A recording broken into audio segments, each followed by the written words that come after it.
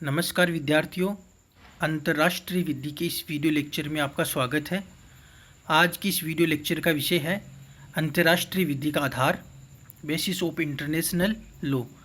आज की इस वीडियो में हम अंतर्राष्ट्रीय विधि के आधारों पर चर्चा करेंगे। इससे पहले की वीडियो में हमने जाना कि अंतर्राष्ट्रीय विधि की प्रकृति क्या है, और अंतर्राष्ट्रीय विधि की प्रकृति का जब हमने अध्ययन किया तो हमने पाया कि वास्तव में अंतर्राष्ट्रीय विधि सच्चे अर्थों में विधि है। जब अंतर्राष्ट्रीय विधि सच्चे अर्थों में विधि है तो हमें ये देखना है कि इस विधि का क्या आधार है, किन आधारों पर इस विधि का विकास हुआ है। तो आज हम चर्चा करेंगे अंतर्राष्ट्रीय विधि का आधार। अंतर्राष्ट्रीय विधि के आधार के संबंध में दो मत जो प्रचलित है वो है प्रकृतिवादी मत और दूसरा अस्तित्ववादी मत। प्रकृतिवादी मत का विकास हुआ वो 16वीं एवं 17वीं शताब्दी में हुआ, जब अंतर्राष्ट्रीय विधि का विकास प्रारंभ ही हुआ, और धीरे धीरे 18वीं एवं 19वीं शताब्दी में जो प्रकृतिवादी मत था उसकी जगह अस्तित्ववादी मत ने ले ली।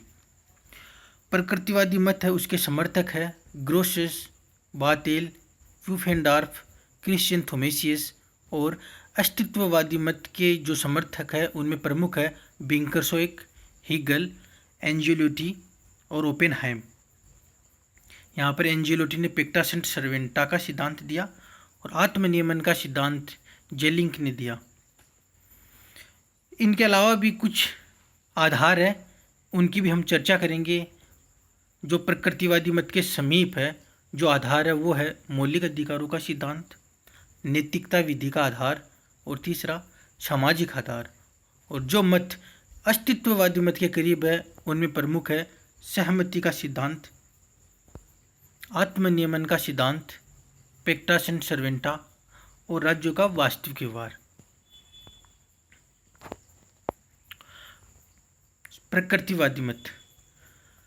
प्रकृतिवादी मत के जो समर्थक है वो प्राकृतिक विधि को धर्म से संबंधित और देवी विधि मानते हैं।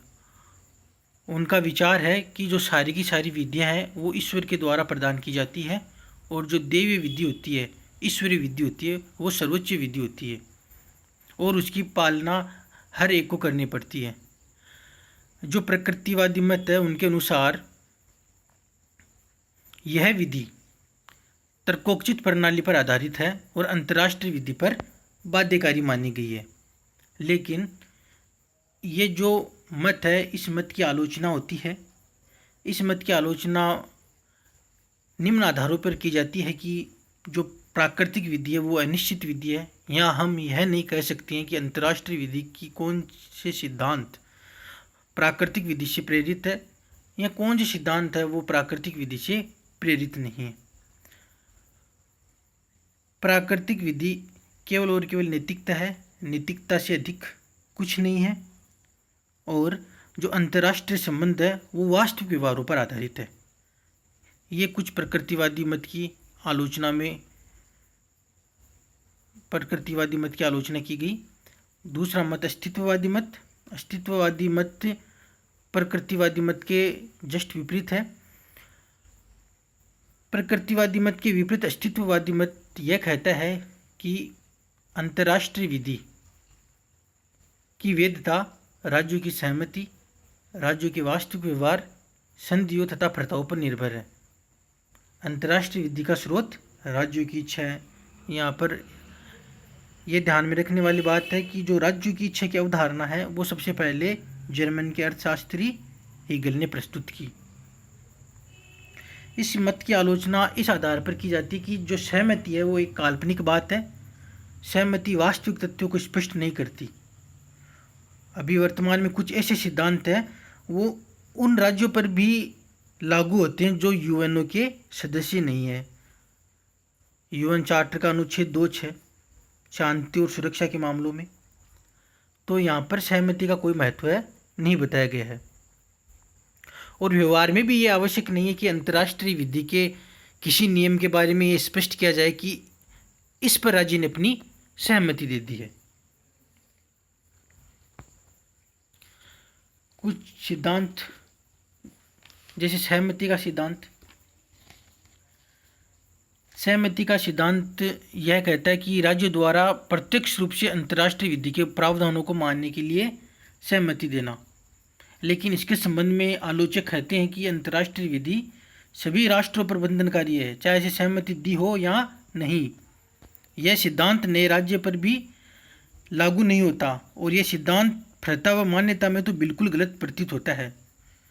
अर्थात राज्य अंतर्राष्ट्रीय विधि को इसलिए मानते हैं क्योंकि वे राज्य हैं, इसलिए राज्यों की सहमति कोई आवश्यक नहीं है। अगर उनको अंतर्राष्ट्रीय समुदाय का हिस्सा बने रहना है तो उनको अंतर्राष्ट्रीय विधि के नियमों की पालना करनी होगी। और वर्तमान परिदृश्य में अगर हम देखें तो आजकल एक राज्य की अन्य राज्यों पर निर्भरता बहुत ज़्यादा बढ़ गई है। आत्मनियमन का सिद्धांत। आत्मनियमन का सिद्धांत यह कहता है कि अंतर्राष्ट्रीय विधि राज्यों पर इसलिए बंधनकारी है क्योंकि राज्यों ने अपनी शक्तियों को स्वयं कम करके अंतर्राष्ट्रीय विधि को मानना स्वीकार कर लिया है। इस मत के प्रमुख समर्थक वो थे अर्थशास्त्री जेलिंक।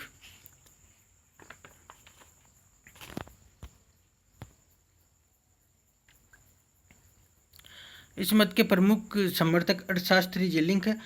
आत्मनियमन का सिद्धांत इस बात पर आधारित है कि प्रत्येक राज्य की एक स्वतंत्र इच्छा होती है और ये इच्छा पूर्ण रूप से स्वतंत्र होती है तथा बाह्य शक्तियों के नियंत्रण से पूर्णतः मुक्त होती है।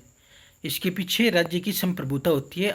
अंतर्राष्ट्रीय विधि में राज्य ही सर्वोपरि संस्था होती है।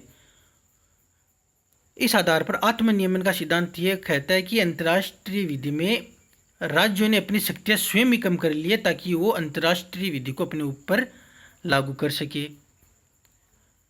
अगला महत्वपूर्ण आधार है पेक्टा सेंट सर्वेंटा।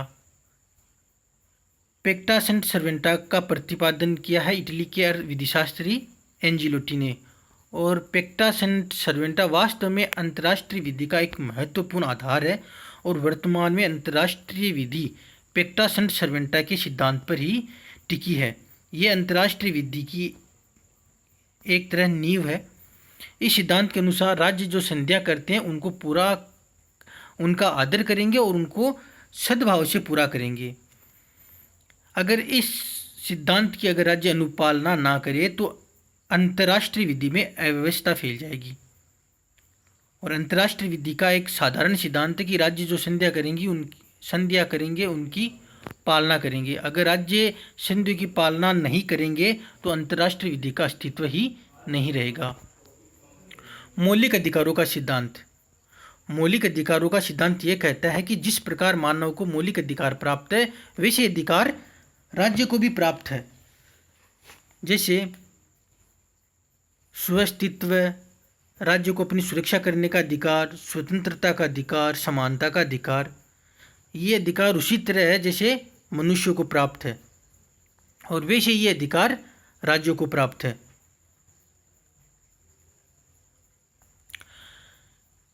नैतिकता विधि का आधार।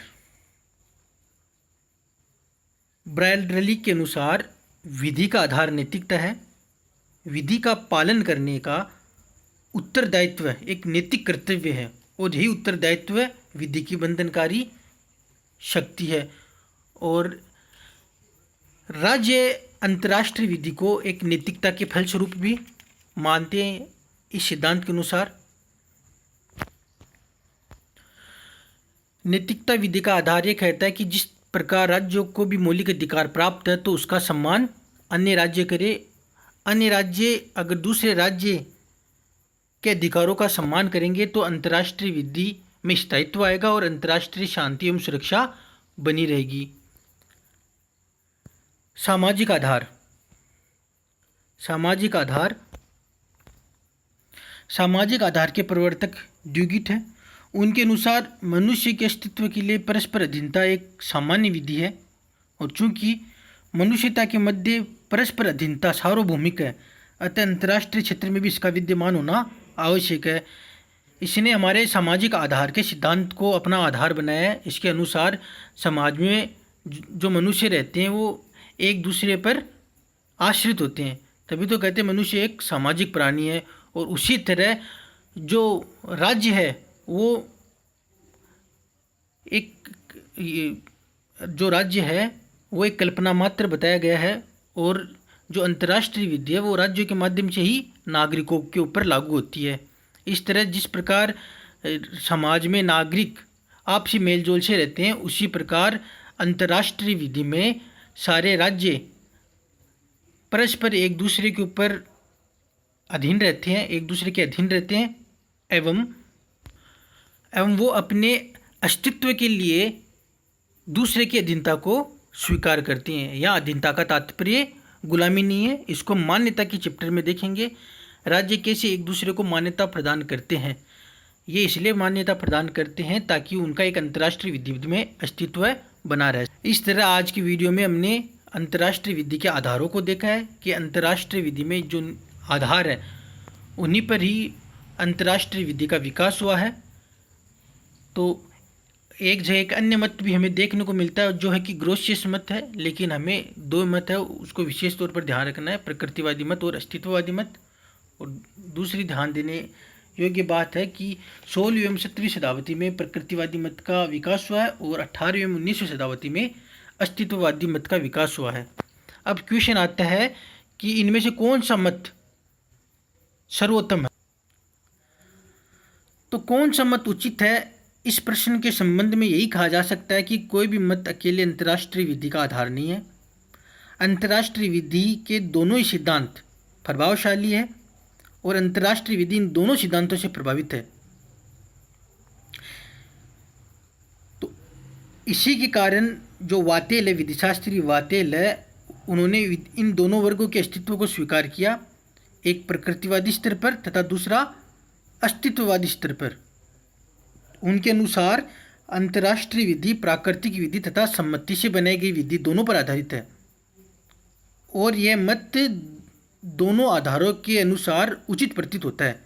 और हम निष्कर्ष निकाल सकते हैं कि अंतर्राष्ट्रीय विधि पूर्णतया न तो प्राकृतिक विधि पर और न ही राज्यों की सम्मति पर आधारित है।